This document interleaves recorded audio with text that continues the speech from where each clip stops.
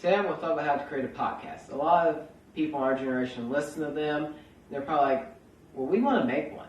How easy are they? Well, they're pretty easy. I've done over 40 over St. Louis Cardinals and the NFL for a local radio station that I work for.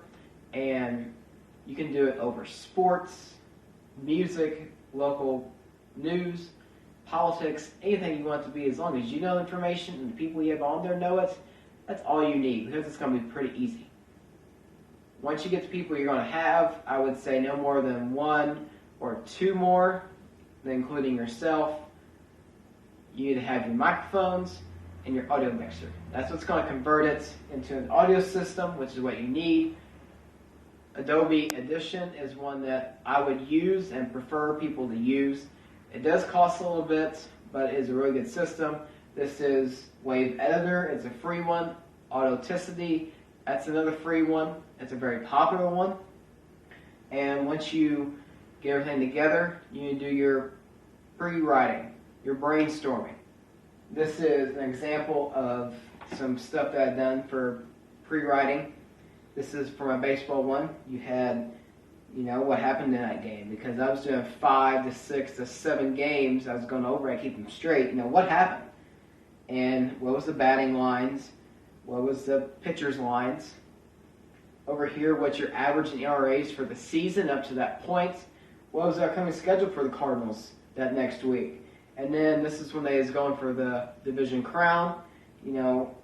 How they stand in the division, how many games are ahead or behind a certain team, and the wild card, same thing. So you need to always write stuff down, because you want to get correct. And if you don't, you got a chance of doing it wrong, which I would not like to say something wrong. I want to get it right every time, and hopefully you do too if you do a podcast. Once you are ready, you get your people together, you hit record. It's different for every audio system. On this one, you just hit that button and record. When you're recording, I would recommend to not go over an hour, as it's going to take a lot to edit if you go over an hour. I would suggest between 40 to an hour to record. But if you do less than that, that's fine, especially your first few, because you're just getting used to it. And you might not even put them out on the web, as we'll talk about later how to do that. So after you get done, just hit the stop button and then save it. I would do, like I've got here, your date, your name of your podcast, and then whatever thing it wants you to do. And then you'll load that, as I'm doing right now. And while you're loading that, you're going to go through and edit it, take out the ums and the long pauses. That doesn't sound natural, because that stuff makes you sound dumb. As my digital media teacher said, those ums and does and those make you sound dumb. So take them out, make it sound very professionally, and make it sound perfect, because that's what podcasts are supposed to do. They're edited, most of them. So they are going to sound perfect because of that. It's not live. Once you get in here, you're going to hit your play button. You're going to listen to it. Welcome to the Blanket Race. And then go through the whole thing, edit it, zoom in, make sure everything is correct. You hear a noise you don't want, take that out. If it's in a pause, take your pauses out and your ums that I was talking about earlier.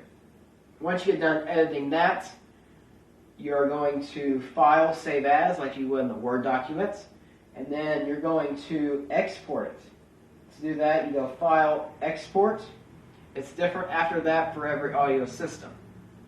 Some you hit Track and it takes you more options.